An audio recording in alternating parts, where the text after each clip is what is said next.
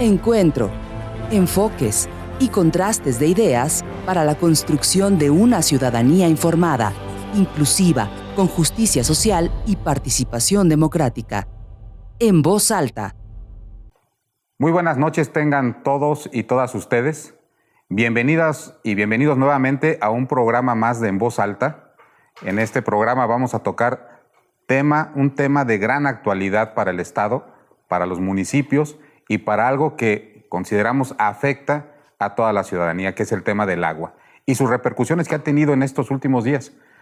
Vamos a ver en estos dos bloques el tema de la ley del agua y cómo se derivó en algunos eventos y manifestaciones que sucedieron en días pasados.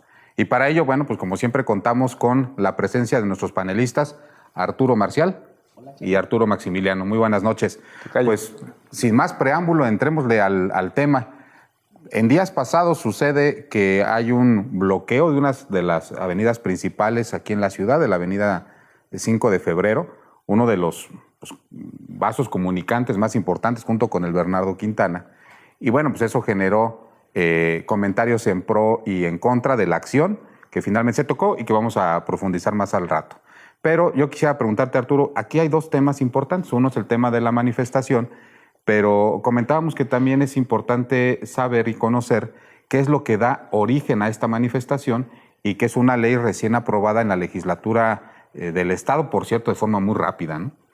Sí, Charlie, efectivamente. Mira, creo que a mí lo primero que me gustaría dejar clarísimo es que creo completamente en que el Estado tiene el monopolio de la fuerza pública. Eso es determinante para tener un Estado en orden, un Estado en paz, un Estado de convivencia, donde por supuesto en el marco del Estado de Derecho pues se respeten las leyes, ¿no? Al ejercer esa fuerza pública, la cual solamente el Estado debe hacerlo, pues debe ser en un contexto del marco de la ley. Pero estoy completamente convencido de que ese debe ser el elemento determinante de cualquier Estado, que es que se tenga el monopolio de la fuerza pública, que es indivisible, que no debe estar en manos de mafias, que no debe estar en manos de, en otros tiempos inclusive, de organizaciones que no necesariamente siendo delictivas, lo ejercían de manera ilegal, ¿no? Pensemos en sindicatos, ¿no?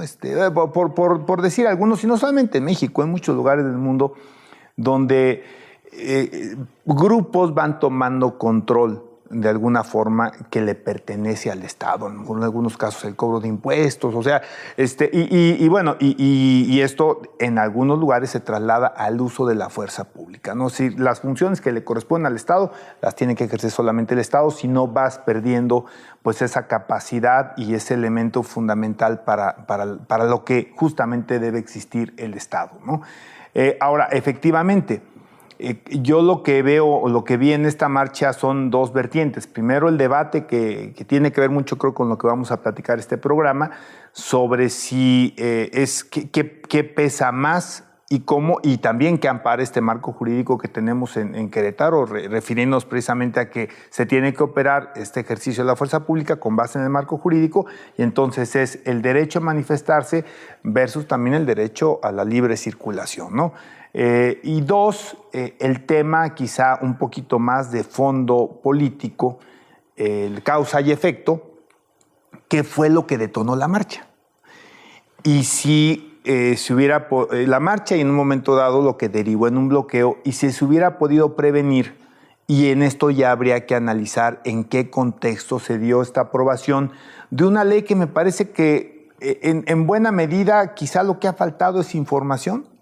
Lo que ha faltado es la claridad de los porqués de la urgencia misma.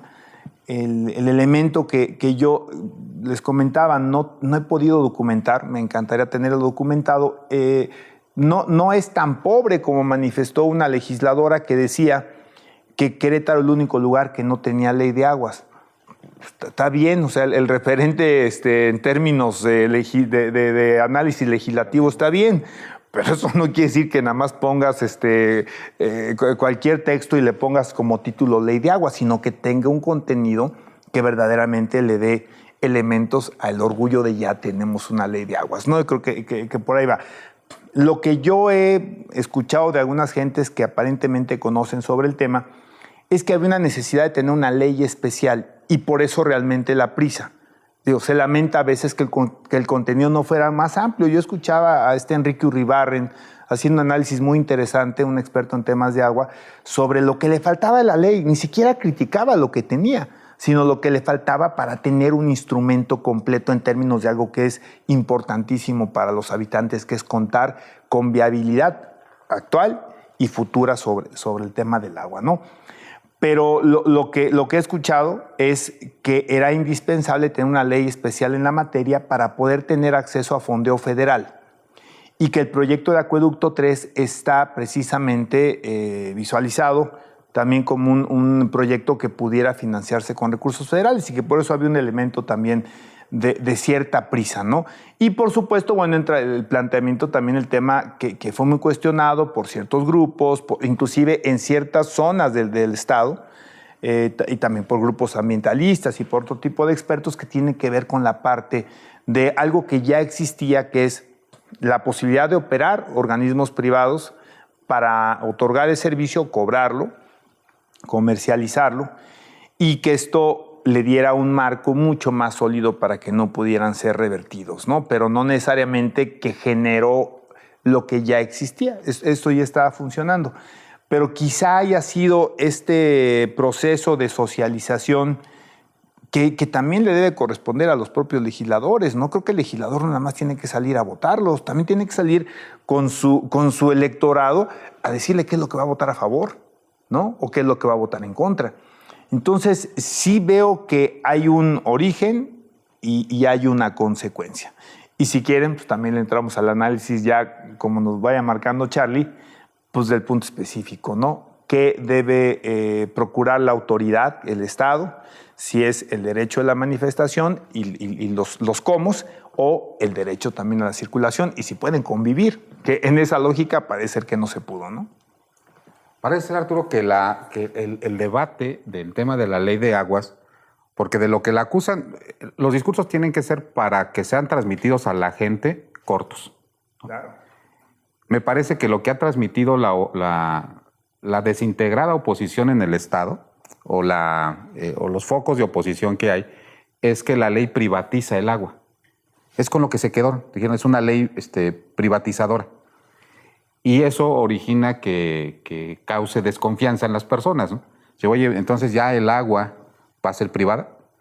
Inclusive los propios trabajadores de la SEA tenían esa duda de, oye, pues la SEA se va a vender y entonces lo va a operar un particular, porque había mucho desconocimiento con el tema de la ley. Y al tener desconocimiento, pues genera vacíos de información que se llenan con la poquita información que hay. En este caso, Arturo, la universidad tomó la bandera, el tema de esta ley de agua. Inclusive hubo una marcha previa encabezada por personal de la universidad o participantes de la universidad. ¿Por qué la universidad debió tomar este tema del agua cuando vemos tradicionalmente que la universidad ha tomado temas relacionados con la educación? Mira, yo creo que hay que partir, Carlos y Arturo, que la universidad pública, la Universidad Autónoma de Querétaro, tiene una función social importantísima que no solo la mandata la ley orgánica, sino también tiene que ver con el ejercicio de sus funciones sustantivas, que es extensión, que es formación y desarrollo científico. Y en esta materia, de manera particular en el caso del agua, la universidad cuenta con un cúmulo de expertos, con un cúmulo de conocimiento científico que desde luego estuvieron dispuestos a poner a disposición de las y las legisladores y que pues, desafortunadamente no hubo, digamos, un espacio serio, porque se les llegó a invitar, pero ni siquiera para considerarlos antes de aprobar esta ley, ¿no? Yo creo que en ese sentido la universidad, en una función de coherencia con la responsabilidad social que tiene con los queretanos y con las queretanas, pues tenía que entrarle desde su expertise, desde lo que sabemos, ¿no? Tenemos gente como Raúl Pineda, por ejemplo, experto en cuencas, que tiene muchísimo conocimiento sobre el tema del agua. Tenemos gente como Omar Chávez Alegría, que es nuestro director de obras, que sabe muchísimo en temas de sustentabilidad. Y desde luego, pues nosotros, o el papel de la universidad, pues era, digamos, era necesario que aportáramos este conocimiento para que tuvieran una verdadera ley de aguas, que todo tiene esta ley, menos de aguas. Le pusieron así el nombre, ¿no? Ya lo explicaba anteriormente Arturo, que hasta dónde llega y varios de los límites que tiene esta ley. Entonces, pues bueno, en ese sentido, pues hay una serie de expresiones al interior de la universidad y debemos decirlo, esa primera manifestación no fue una manifestación, digamos, convocada desde la administración, es una manifestación totalmente orgánica de un grupo de estudiantes, particularmente de un grupo de la Facultad de Ciencias Naturales, que de manera genuina se preocupaban por lo que estaba por aprobarse, por lo que estaba en ciernes para ser publicado. Y en ese sentido, pues bueno, yo creo que hizo bien nuestra autoridad universitaria en sumarse, algunos universitarios en sumarse, en coherencia con esta parte, Carlos y Arturo. Entonces, yo creo que es ahí precisamente donde empieza a radicar la falla en la instrumentación de la política pública, ¿no? El tema del agua, ahorita poca gente seguramente estará al tanto del tema, pero cuando ya no empiece a salir agua en su casa, cuando ya tengamos problemas como los tienen en Monterrey, nos vamos a volcar todos a las calles. No quiere decir que tengamos que volcarnos ahorita, lo que quiero decir es que es importante que estemos al tanto de lo que está pasando. ¿Qué tanto es mito? ¿Qué tanto es real sobre la privatización o no del agua, por ejemplo, ¿no? Y en ese sentido, la universidad pues tiene un papel muy importante. Pues, Carlos, Arturo, tenemos los expertos en la materia. Hay una cosa que decían los expertos, es que ni siquiera sabemos cuánta agua hay disponible y cómo se atreven a proyectar un tema de estructura legal sin saber dónde está el agua, o sea, para cuánto tiempo tenemos agua. O sea, ese diagnóstico está. Hay que meternos a hacer, digamos, proyecciones legales de acuerdo a datos, ¿no? Y esa es la maravilla de la universidad, que la universidad está dotada de las herramientas científicas para hablar sobre cosas que son reales, no sobre discursos y narrativas políticas. Y entonces yo creo que la universidad hizo bien en ese papel. La lectura que le dan las y los gobernantes, la clase política, de verdad raya en lo absurdo, ¿no? Por una parte, la oposición queriendo capitalizar el papel de la universidad, que oigan, la universidad no es oposición, la universidad es universidad. Y por otra parte, el gobierno del Estado pensando que nosotros somos cultivos de la oposición y que somos frente de la oposición. No, o sea, no estamos ni con unos ni con otros, estamos con una función que tiene la universidad. Y lamentablemente, pues claro, se han visto ya, y ahorita lo vamos a ver yo creo más adelante, ciertas señales, ¿no? de ciertos actores políticos por desgastar la figura de la rectora, por ejemplo, por enfatizar que si la universidad tiene deuda pública con el agua, oigan, no confundan a la gente, la universidad no debe el agua. Tenemos una ley, es una ley orgánica que estamos obligados los universitarios y las universidades a acatar esa ley. Y esa ley no la hizo la UAC, la hicieron los diputados locales. Y en esa ley a la UAC se le exenta del pago del agua. Y claro, hay una controversia ahí, un artículo, pues tú eres experto en municipio y es el 115 constitucional, eso tiene que ver con los municipios y tiene que ver con otra situación, no tiene que ver con la universidad. Y es un diferendo que ni siquiera tendría que salir el gobierno del estado a decir, o el vocal de la SEA que debemos el agua. Eso lo tiene que decir una autoridad jurisdiccional, es decir, un juez. Porque nuestra interpretación es esa y el gobierno del estado tendrá otra interpretación. Pero desde luego, digamos, es que es absurdo que la clase política piense que los universitarios nos vamos a quedar callados si es algo que sabemos. Digo, yo de manera particular a lo mejor no conozco la parte técnica del tema del agua, pero tenemos los expertos, los científicos, pues no se van a quedar callados, pues es su conocimiento. Pero claro, pareciera ser que el gobierno del estado espera que tengamos universitarios pues, que agachen la cabeza. No va a pasar. Revisen la historia de la universidad y gran parte de las transformaciones políticas y sociales del estado ha sido encabezado por los universitarios. Y me parece que esto no va a ser la excepción. Y tampoco espere la oposición que les vamos a abonar a su causa. No, la única causa importante para las y los universitarios serán las y los queretanos. Pero fíjate que es algo interesante. Si no hubieran puesto sobre la mesa este tema del agua, no vamos a poder conocer lo que no pasó, pero podemos especular. No sale el tema. Y se queda como estaba en el Código Urbano, con la normatividad que estaba en el Código Urbano. Y luego se genera esta ley que le cambiaron el nombre en el transcurso tenía otro nombre y luego lo hacen ley de aguas, que coincido con la mayoría es una ley más o menos orgánica de la Comisión Estatal de Aguas, más que una ley que regule una actividad tan importante como es el suministro del agua. Pero es mejor que lo que había en el Código Urbano. O sea, sí se dio un pasito para adelante, a lo mejor no lo que esperaban los queretanos. Yo solamente aporto lo siguiente. Hay varios debates. Uno, si se tiene que hacer una ley que garantice el suministro de agua con otro componente de calidad. Porque ya veíamos en un programa anterior la cantidad de pesos que le destina las personas a la compra de agua potable, que son más o menos como 6,000 pesos al año. O sea, no es una cosa menor lo que gastamos en botellitas de agua y agua embotellada, porque el agua que llega a nuestros hogares pues no tiene la calidad para ser bebible. Cuando en otros países se toma, ¿no? Cuando en otros países se puede tomar del grifo. Entonces decía, bueno, que haya calidad, que haya suficiente agua, pero que también esta sea de calidad. Lo siguiente es, si esta facultad puede ser subordinada o puede ser otorgada a un particular.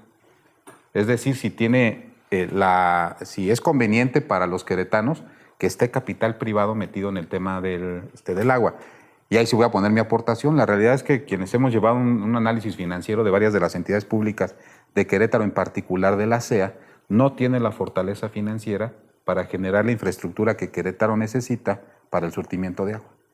De hecho, cuando empiezan los sistemas estos privados en el que se les cede a particulares la venta del agua, es por una necesidad de la CEA de dos cosas. Uno, de no absorber la cartera vencida, que es muy grande, de los deudores del agua, y dos, el compromiso futuro inmediato, que en algunos casos es muy inmediato y muy inmediato, de la infraestructura del agua.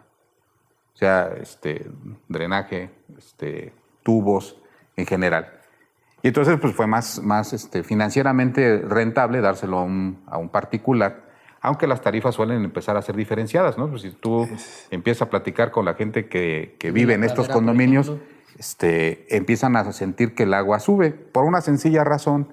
Los organismos operadores particulares no pueden absorber lo que la gente debe y entonces terminan cobrándole más a los que sí pagan, ¿no? Entonces, me parece que ahí había un nicho de regulación en esta ley que efectivamente es casi una copia de lo que viene en el código urbano, ¿no? Que sin embargo derivó a que instituciones como la Universidad Autónoma de Querétaro dijera, bueno, pues tuvo que haber un consenso, que hubiera organismos de la sociedad civil diciendo, oye, fue un madruguete. Pero en general, ¿cómo ves la forma en la que se aprobó y cómo debería de haber sido, Arturo? Mira, a mí me hace cuestionar en México, y en este caso, desafortunadamente, no es la excepción, en este caso particular de Querétaro y de esta ley, esta nueva figura de los parlamentos abiertos que en realidad pues son simulación. En México, sí. En México terminan siendo una simulación y tenemos creo que varios casos que lo acreditan muy bien. Es una fachada legitimante o legitimadora, donde por el simple hecho de convocar a un grupo de personas, a un grupo de instituciones, cada uno manifiesta lo que cree, lo que piensa, lo que ha estudiado, lo que ha desarrollado, y finalmente dicen, bueno, para el anecdotario ya opinaron, ya hubo parlamento abierto y vamos a hacer lo que se nos pegue nuestra gana, ¿no? O a los tiempos que nosotros necesitamos, que puede ser en estos casos, en este caso a lo mejor puede tener cierta validez. Yo creo que es mejor el estatus jurídico actual. Se agradece hasta jurídicamente tener una ley especial de aguas, por supuesto, que andar buscando dónde están regadas disposiciones en todas las leyes. Me parece que es jurídicamente muy sano, da mucha certeza, da mucha facilidad, inclusive para los propios usuarios. Hay disposiciones, en alguna medio se engañó con la verdad, pero me parece positivo terminar con los macromedidores, ¿no? Nada más que lo que dicen las letras chiquitas es de aquí para adelante. O sea, la ley no soluciona de aquí para atrás y hay un grave problema de aquí para atrás. Pero a final de cuentas me parece mucho más adecuado contar con esta ley especial. El tema, reitero, es esta aparente como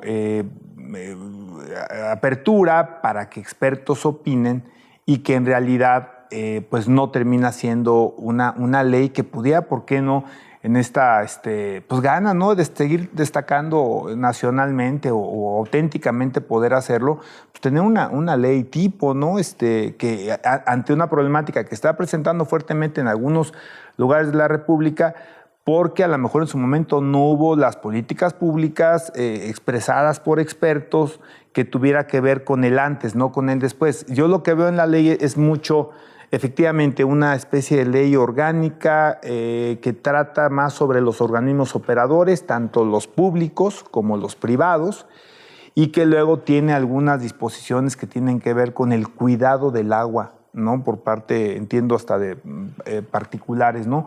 Pero bueno, me parece que habrá que enriquecerla, pero sí, al faltar este consenso, al faltar esta comunicación de qué era, por qué, cuál era la conveniencia, ¿por qué no, Charlie? No sé si yo no sé si se llegó a bajar de alguna forma. Sé que es un tema muy complicado de los organismos operadores privados. Bueno, ¿en qué condiciones operarán? ¿O por qué no en un caso radical que ya no deben de existir respetando a los existentes por una cuestión justamente de que no puedes aplicar la ley de manera retroactiva? Yo en particular creo que un organismo operador privado podría efectivamente tener condiciones inclusive más favorables que un organismo público, en muchos sentidos. El problema es que la historia no nos muestra beneficios y nos muestra muchas veces más abusos. Voy a poner un caso que no tiene que ver con el agua, pero que normalmente opera así.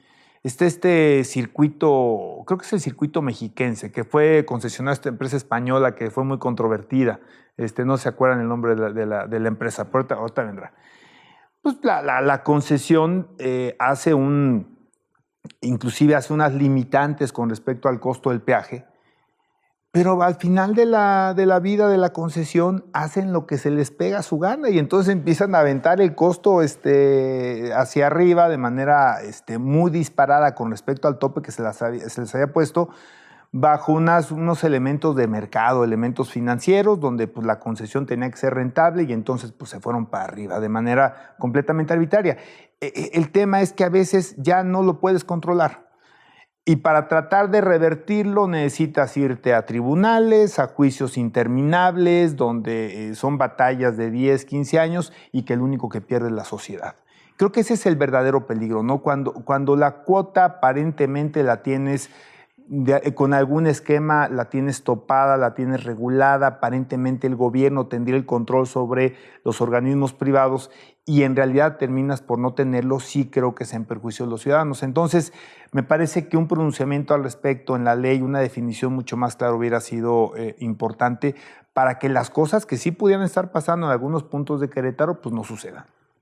Sí, pero insisto, yo creo que el tema fundamental para el usuario, para los que nos están escuchando, es, uno, la cuota de lo que va a pagar de agua. Claro. Eso es fundamental.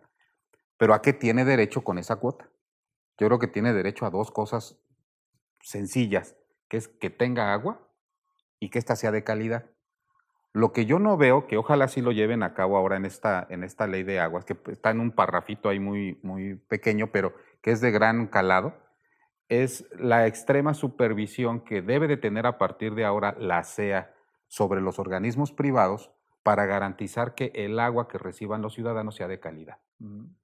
Entonces, yo quisiera suponer, o sea, en serio lo anhelo y tengo esperanza de que así sucede, que a partir de la implementación de esta norma, los que tengan servicios particulares de suministro de agua puedan llegar, por ejemplo, la gente de Juriquilla, Cibatá, El Refugio, La Pradera, puedan llegar con su vaso, abrir su llave, servir la llave y tomarse el agua. Y si eso llega a suceder y lo pueden hacer las 24 horas al día, entonces los servicios en manos de particulares habrán dado resultados. Es que, Charlie, perdona la interrupción, pero es bien claro, tan claro como tú lo dices. La única justificación para la privatización de cualquier servicio público son dos: menor precio y mayor calidad. Mayor calidad. No hay de otra. Y me encantaría ver al Estado de Querétaro, a la Comisión Estatal de Aguas, como el gran regulador de que eso se cumpla, como el gran árbitro de que eso se cumpla. Yo no sé si la ley le da ese poder al Estado y a través de la Comisión Estatal de Aguas, que a mí me encantaría verlo así. Y qué pena, ¿no? Que de verdad tengamos una institución que dependa del Estado y que no tenga la capacidad. O sea, de verdad, ¿cuál es lo que invierte la SEA?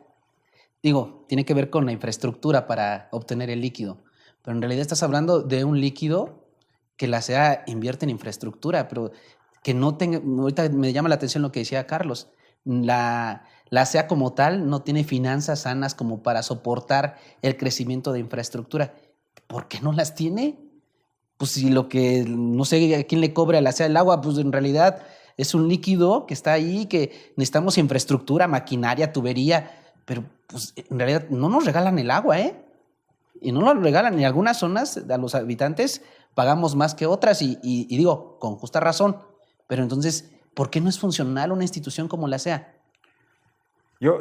Tiene unas finanzas que le permiten ir sobreviviendo, pero si ahorita tuviera que cambiar la infraestructura para no tener, por ejemplo, fugas, pues no da.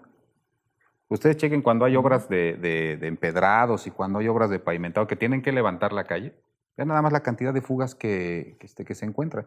No tengo yo el dato, pero sería un indicador interesante cuánta agua está extrayendo la SEA y los organismos privados y cuánta agua se está cobrando. Pues en un lugar donde hay 0 fugas o 0 pérdidas, pues el agua que extraigo y que le pago de derecho a la Conagua, pues es igual al agua que yo cobro, ¿no? Pues tenemos malos administradores. Y ahí hay una serie de diferencias, casi estoy seguro, que no justifican este tema y que no ha habido las reservas para el cambio de infraestructura. Pero insisto, o sea, para las personas que nos están escuchando, ¿cuál es todo este gran debate, la manifestación, que lo vamos a ver regresando del corte, la ley de agua? Pues tener un mejor servicio a un costo accesible. Ya no digamos, Arturo, que sea menor, ¿no? Pero ¿cuánto estaríamos dispuestos a pagar si te dicen, oye, va a subir un poquito el agua, pero la vas a poder beber? Sí. Entonces dices, bueno, pues entonces ya dejo de comprar garrafones y de gastarme 6,000 en garrafones al año, y lo pago a la SEA, ¿no? Y lo pago a la SEA. Porque ese es el verdadero costo de recibir un servicio que no es de calidad. A mí me llama poderosamente la atención que en esta ley sí lo incluyeron. La posibilidad de que la SEA verifique la calidad del agua de los organismos operadores. Eso me parece muy bueno. Creo que me parece que también debería verificar la suya, pero vamos a suponer si esto es así. Y si es así, me parece que se justifica entrar en el debate de si es prudente que los organismos privados operen los sistemas de agua si logran alcanzar ese nivel, ¿no? Ese nivel, ¿no? de calidad y de servicio. Así es. El siguiente paso en esta ley de agua, la universidad propuso poner sobre la mesa una iniciativa que se va a discutir. ¿Qué sabemos de esa iniciativa? ¿En qué va? ¿Será en próximas fechas? Porque eso me parece que es muy interesante, ¿no? O sea, no solamente decir esa no, sino aquí está esta propuesta, sí, ¿no? En ese sentido, fíjate, la universidad está realizando esfuerzos enormes por trabajar con diversos colectivos en el Estado, con diversos especialistas, por llevar una propuesta, ¿no? Para tener, digamos, una ley de aguas integral que contemple un diagnóstico certero sobre la situación del agua en Querétaro, porque no lo tienen los diputados. Yo creo que en esta parte la aportación de la universidad será importante con toda la expertise que tiene la gente que se dedica a estos temas y que desde luego en próximas fechas yo creo que se estará haciendo ya de manera tangible. Precisamente en eso estaban en ciertos trabajos cuando pasó lo que pasó ahí en 5 de febrero. Okay. Vamos a tocarlo regresando el corte. No se vayan, quédense con nosotros, regresamos en unos minutos. Regresamos. Continuamos en Voz Alta. Continuamos en su programa En Voz Alta con el tema del día de hoy, que es la ley de agua y sus manifestaciones, y le damos la cordial bienvenida a nuestra panelista Mari. Gracias. Alemán. Y bueno, pues vamos a continuar con este tema. Ya hicimos un análisis pues rápido, somero del tema de la ley de agua y ahora vamos a ver lo de sus manifestaciones. Entendemos que ha habido un par de ellas. Ya hablaba Arturo Marcial de una marcha encabezada legítimamente por jóvenes universitarios, pero se dio otra manifestación en días pasados, en la 5 de febrero, una de las principales arterias de la ciudad, que derivó en lo que algunos medios de comunicación dieron constancia de que fue el uso de la fuerza. Me parecería que fue la primera de este sexenio, por eso parece inclusive un poco más relevante, para retirar a los manifestantes. Inclusive se habla de la detención de 3 de ellos y que ello pues generó todo un debate en la sociedad sobre qué es mayor, ¿no? Si defender el derecho a la libre expresión o defender el derecho a la libre circulación, ¿no? ¿Qué opinas, Mari, de los eventos? Yo creo que no es no están peleados. No creo que tengamos que decidir qué es más importante, si la libertad de expresión o si la libertad de tránsito. Yo creo que, y así lo establece la Constitución, así lo establecen los tratados internacionales de los que el Estado mexicano es parte, y nosotros tenemos como mexicanas y como mexicanos garantizado, y debemos de tenerlo garantizado por el Estado, nuestra libertad de manifestar, ¿no? Con plena autonomía nuestro pensamiento, nuestras inconformidades, sí, siempre y cuando no se perjudique a un tercero. O sea, eso es un principio básico de derecho. Al final del día, tu derecho termina en donde empieza el de los demás. Entonces, aquí me parece que una manifestación pacífica, una manifestación que no obstruya aquí, no diría una de las arterias principales, yo creo que es la arteria principal, no solamente de Querétaro, sino de la zona metropolitana de nuestro estado.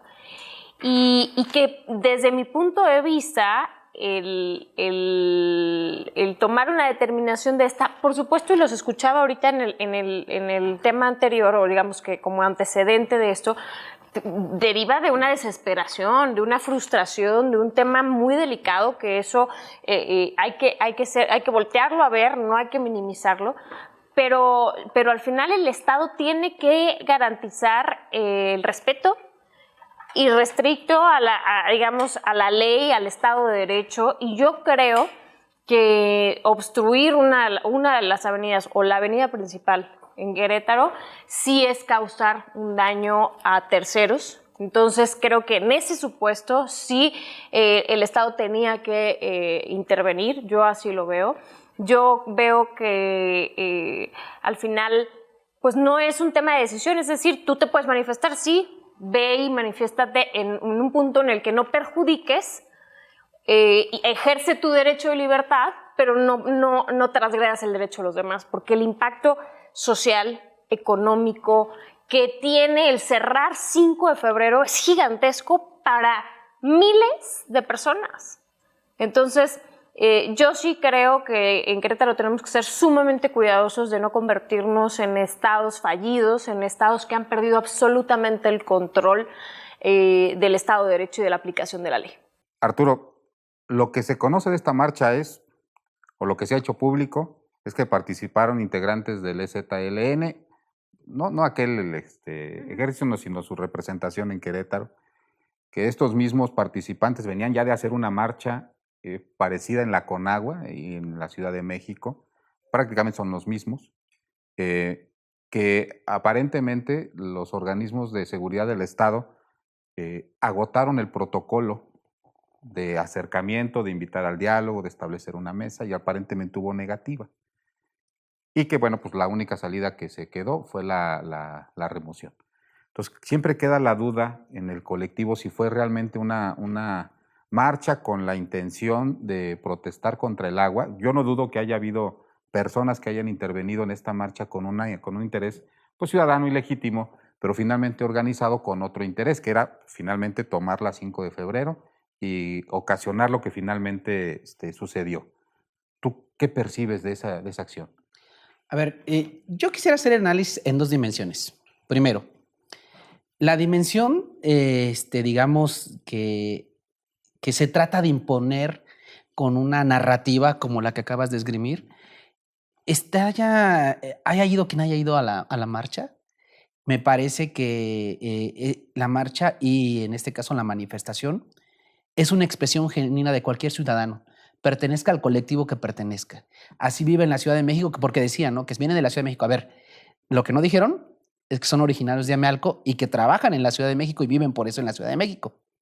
Eso no les demerita como ciudadanos. La Constitución política de los Estados Unidos mexicanos es la Constitución política para todos los mexicanos.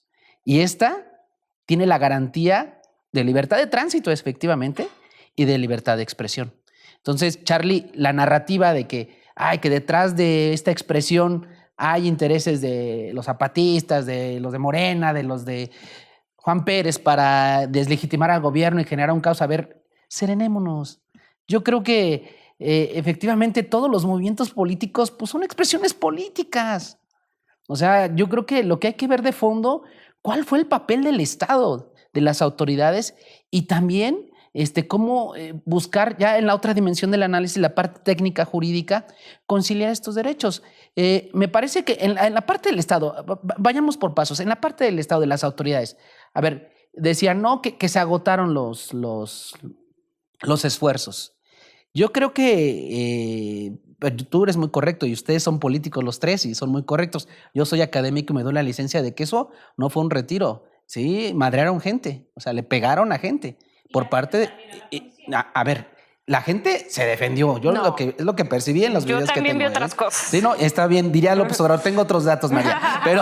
Pero a ver, pero seamos honestos. O sea, efectivamente, yo sí vi jalones. Y lo que sí está súper claro es que una persona de la tercera edad, un policía le da un moquetazo y lo tira. O sea, y de verdad. Y yo entiendo, María, que tengamos que tener orden, que tengamos que tener garantizado el tránsito. Pero ahorita, en esta primera parte me gustaría decir, a ver, cuando los tres son políticos, cuando uno está en el gobierno, la responsabilidad principal del cabildeo, la responsabilidad principal de concertar, ¿de quién es? ¿De la autoridad o del ciudadano? Si pensamos que es del ciudadano, estamos mal. Porque cuando a uno lo eligen como representante popular, lo eligen para que tengas una función como esta, ¿no? De conciliar, de buscar gobernar. Y gobernar no significa madrear. Y de verdad lo digo con todas sus letras. Me parece que esta narrativa fincada y muy respetuoso de lo que puedan opinar ustedes del Estado de Derecho. O sea, es cierto, pues para eso se creó el Estado, porque la naturaleza humana necesitaba una institución supra individual que regulara la conducta humana. Exacto, lo entiendo. Pero yo creo que ya estamos a años luz, a siglos, donde el papel del Estado tiene un límite. Y ese límite tiene que ver con la dignidad de las personas, el respeto a la integridad. El Estado está para cuidarme, no para golpearme. Y sí, me va a decir, y lo dijo Arturo al principio, el único facultado para el uso legítimo de la fuerza del Estado, correcto. Pero esa fuerza se tiene que aplicar cuando se ponga en peligro la integridad de otros. Y perdónenme, y ahora nos brincamos al análisis técnico-jurídico. El análisis técnico-jurídico donde vamos a buscar cómo empatar esas garantías que la Constitución a usted y a mí nos dicen. A ver, usted puede transitar en todo el país. Tiene una disposición constitucional, o sea, la máxima expresión legal de este país nos dice, usted es libre de transitar por todo el país, ¿no? Y también le dice, usted es libre de manifestarse y asociarse. La Corte nos puede dar un poco de luz. Ustedes, no sé, creo que tenemos 2 abogados, un contador. La Corte hace no mucho, recuerdo, que resolvió respecto de una controversia que alguien se amparó por el hoy no circula, diciendo que el hoy no circula le privaba de su libertad de tránsito, ¿no? Y la Corte dijo, a ver, la libertad de tránsito es de las personas. Y yo no vi que las personas no pudieran caminar por ahí, ¿eh? O sea, digo, es un extremo, ya sé, pero ahí a nadie se le prohibió que transitara por 5 de febrero. Eso es en una primera... ¿En qué condiciones? ¿De peligro? ¿Poniendo en riesgo su vida? María, ¿tú viste armas por parte de los militantes? ¿Una avenida que es vehicular? Que está diseñada para los vehículos. Perdóname, no para el peatón. pero no estaban circulando los vehículos. Precisamente es de lo que se están quejando. Que no circulaban los vehículos. Pero estás poniendo en peligro la vida. No te interrumpo, perdón. No, está bien. Pues de eso se trata, María. Pongámosle un poquito de picante al programa. A ver, ahí había vehículos. O sea, a nadie se le puso... De parte de los manifestantes, al menos, yo no vi que los manifestantes llevaran ni armas, ni molotov, nada que pusiera en riesgo la vida de alguien. Y entonces... Palos, sí. ¿Perdón? Hay una señora con palos pegándole a la policía. Le estaban pegando a uno de sus hijos y que se lo iban a llevar, ¿no? Entonces, y también lo que sí vi, policías agarrando a moquetazos a gente, a mujeres incluso. Entonces digo, a ver, la verdad es que yo creo que habría que ver el análisis técnico jurídico. Les digo, yo no soy especialista, yo supongo que la Defensoría de los Derechos Humanos tendrá que emitir alguna recomendación o no al respecto, si hubo o no. En mi juicio, digo muy modestamente desde mi trinchera como comunicólogo y politólogo, yo creo que sí hubo un exceso en el uso de la fuerza. A ver, ¿qué les costaba? Y a mí incluso yo hice un comentario en Facebook que me costó críticas, ¿no? Dije, encapsular, no es que yo diga que la gente se tenga que aislar ahí en una forma de cápsula, sino me refería en el sentido de que podríamos garantizar la libertad de manifestarse sin necesidad de golpearlos. O sea, ¿para qué golpearlos? ¿Para qué detenerlos incluso? Y creo que fue un error político. Les dieron más elementos a la gente para, pues ahora sí que reafirmar lo que algunos pensamos, que hay poca tolerancia. O sea, de verdad, yo entiendo, o sea, yo también estoy en el otro lado, digo, pues sí, si había una emergencia con una ambulancia, híjole, o sea, sí lo entiendo, pero la forma en la cual hubo, digamos, una apertura de la avenida me parece que no fue la adecuada. ¿Por qué? Porque inclusive hay videos, y también lo digo, hay universitarios, compañeros míos de la Facultad de Ciencias Políticas que me dijeron, o sea, ya se estaban quitando, llegaron los granaderos y órale. O sea, entonces creo que eso que no fue lo correcto. Yo no lo veo correcto. Es difícil, totalmente. Yo sé que esta narrativa del Estado de Derecho es muy importante, sí, pero aún en Estado de Derecho, y si nos vamos al extremo de la interpretación del derecho, ahí no hubo, digamos, la imposibilidad de garantizar la libertad de tránsito a alguien. Sé que es ridículo, María, me vas a decir, Arturo, ¿de verdad? Sí, ya lo sé. Pero ahí, en estricto sentido legal, la gente podía caminar. O sea, digámoslo así. Entonces, yo creo que habría que hacer el análisis y yo me quedaría con esta parte. En una sociedad democrática y teniendo una clase política democrática, unos actores políticos democráticos, lo que se busca siempre es el diálogo, la concertación. Todos sabemos cómo funciona la política y se tiene que agotar. 40 minutos, no lo sé si fue suficiente para agotar. Golpes, tampoco lo sé. Llevar camionetas estilo militar que eran de la policía, no eran, pero parecían ellos. O sea, fue una parnafrenaria aquello. Pues, si no estamos en los 70s, ¿qué les pasa? México ya avanzó bastante. O sea, de verdad, lo malo es que creo que a alguna gente, pues se le hace fácil, ¿no? Decir, o sea, no, el Estado de Derecho, y claro, como gozan de un bono político electoral donde la queretanidad está acostumbrada a que no haya marchas y que, a ver, pues sí, pero si eso es ahorita, imagínense después. Yo, y no quisiera abonar porque si no, me sigo con el micrófono, discúlpenme. Oh, yo tengo una curiosidad, pues, desde luego yo no soy abogado, pero hace tiempo aprobaron una ley federal del uso de la fuerza. Pero es federal, o sea, aplica para las fuerzas federales. Traté de encajar los conceptos de la ley federal al acto, y parecería ser, desde mi punto de vista, que los protocolos que se tomaron cumplen con lo que dice la Ley Federal de Uso de Fuerza. ¿Sí? Una ley que está... No sueño, ni siquiera aspiro a que en Querétaro haya una ley estatal de uso de la fuerza. Yo creo que en el momento en que se ponga en la legislatura del Estado, pues todo el mundo va a pensar que se va a legitimar. Ahora sí, esa sí sería la ley, claro, la ley Garrote. Pero siempre me va a quedar la duda. Yo recuerdo en Querétaro el 97. Me parece que pues, tú ya estabas ahí, ¿no? Ya en 1997, participando en política. Cuando Querétaro realmente fue un caos de toma de calles. En época electoral, recuerden la parálisis de los maestros, recuerden los ambulantes, el centro tomado, las escuelas sin funcionamiento, en la elección de Fernando Ortiz Arango. Curiosamente, 3 meses antes de la jornada electoral. Pero fue todo un fenómeno que fue germinando años atrás, con el crecimiento sobre todo de algo que ya ni sabemos de su existencia, en ese sentido que fue el ambulantaje. Pero fue todo un efecto que fue germinando de cierta forma hasta que se volvió un tema que inclinó, vamos a ponerlo así, o favoreció, o pudo influir en un tema electoral, ¿no? Entonces, Arturo, ya prácticamente para cerrar, ¿tu opinión fue una buena decisión, una mala decisión? ¿Pudo haberse resuelto de forma diferente? Yo lo digo rápidamente, me remito al relajo que puse al principio. Preventivamente creo que, ojo, con los temas que pueden derivar en este tipo de situaciones. No hoy, siempre, creo que siempre ha habido necesidad de hacer esa prospectiva política.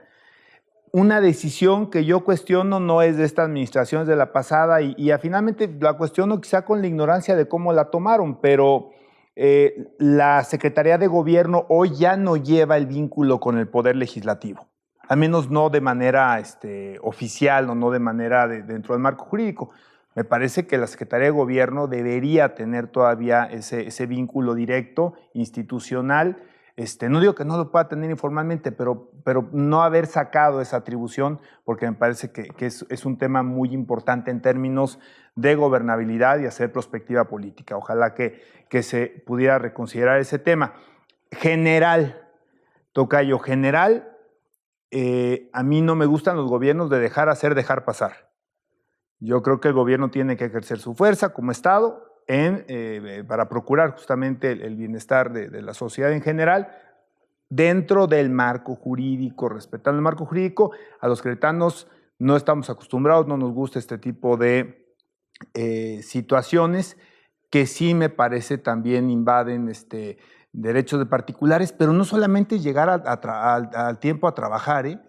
Ayer yo supe de una persona cercana, inclusive querida, que no llegó al hospital, no logró llegar al hospital, o sea, falleció. No me refiero en ese evento, pero es real que una persona en una emergencia puede debatirse entre la vida y la muerte simplemente porque no tengas acceso a una vialidad, ¿no? En el caso particular del asunto 5 de febrero, yo veo ahí un tema. Los protocolos,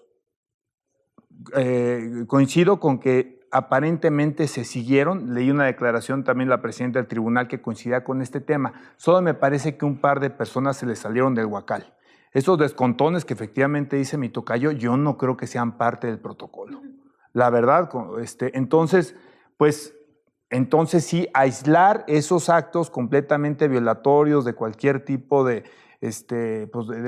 cualquier esquema, y particularmente los derechos de los ciudadanos en general, porque un policía no te puede descontar a la mala por detrás y además en una situación de una persona de la tercera edad. Entonces yo creo que quitando estas situaciones, parece ser que se siguió protocolo, pero sí hay cuestiones que deben ser, creo yo, sancionadas. Dijo el gobernador que los policías se la rifaban todos los días, y creo que tienen razón. No, creo que no son los tiempos para ponerte en contra de quien trata de hacerse respetar como autoridad. Solamente yo señalaría que si hubo quienes, si los tienen identificados, si hay pruebas para hacerlo, sí se sancione, porque esas personas no siguieron protocolo. Ya nada más, digamos que el detalle político, no sé si lo notaron, ahora sí resguardaron la figura del gobernador. O sea, creo que ya quedó claro que no puede estarse exponiendo. No. Por ese bono que hablaba Arturo, del bono que les representa una votación de más del 50%, ya lo resguardaron, ya salió el área de gobernabilidad a dar seguimiento, no salió el área de seguridad, también me parece que eso es algo interesante, pero también ya para el análisis, es la segunda ocasión que les pasa así, de esta forma, porque me parece desde afuera no hay un filtro cuando algo se manda a la legislatura. Y otra cosa para el análisis, lo que sí es un mensaje clarísimo es que Querétaro está pareciendo una olla express. O sea, desde el acontecimiento del estadio y para acá, todas las semanas tenemos un hecho, que van a decir hecho aislado, ¿verdad? Porque les gusta la narrativa, diría Artur, pero un hecho que manifiesta violencia, que manifiesta, hay una presión social, una tensión social, valdría la pena dedicarle el análisis en otra ocasión. Es cierto, Pero la verdad es que, o sea, sí parece que está así el Estado, ¿no? A punto de estallar. Sí. Bueno, hechos violentos, ¿no? Desde luego el más sentido pésamo a la familia González Rivas, que también fue sujeta de un acto violento que se dio a conocer el día de hoy. Coincido con Mari, ha habido eventos violentos de forma cada vez más acelerada, ¿no? O de impacto nacional de otro tipo, por ejemplo, el tema del avión, ¿no? Que finalmente, o sea, han pasado, como dice María, ha habido sucesos, ¿no? No nos liberamos como de una serie de sucesos que bueno, es un tema de análisis, ¿no? Y estando acostumbrados a que aquí no pasaba, ¿no? Que no pasaba nada, pues como que de repente sí te mete una sacudida y empieza a generar psicosis o caos social, creo. Sí, así es. Bueno, pues muchas gracias por el favor de su atención. No se pierdan el siguiente programa, el siguiente miércoles en Voz Alta, porque aquí, bueno, tratamos de tocar temas de actualidad que seguramente será de su interés. Que pasen buena noche.